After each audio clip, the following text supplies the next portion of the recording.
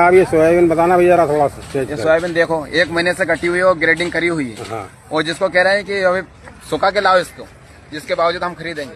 अब मैं सुबह से परेशान हो रहा हूँ। हाँ। यहाँ पर पहले तो भावंतर की पंजी नहीं बनी, सुबह से अभी तक लाइन में खड़ा, जैसे तैसे वो पर्ची बनी, जिसके बावजूद हमने नीलामी करवाई।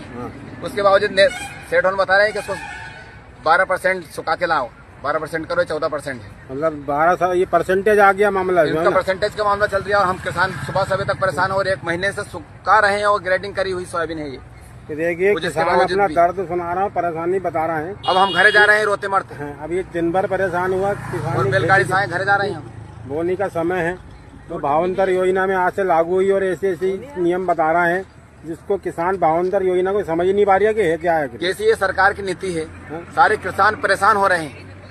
सरकार को सरकार भाई आप कुछ कह रहे जाओगे भावंतर योजना आपके समझ में ही नहीं आई कुछ।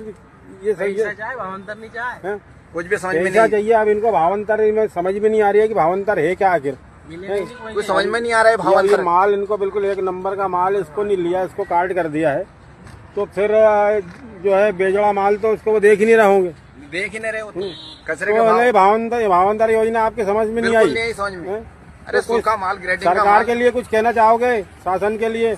शासन के लिए हम यही कहना चाहेंगे, सरकार को हमें ये भावांतर योजना समझ में नहीं है। हाँ। और पहले 6,000-7,000 का भाव बिक गया हमारा सोयाबीन 4-5 साल पहले। हाँ। लेकिन अब एक सोयाबीन का भाव बढ़ना था, लेकिन गिरते स्तर पर चल रही है।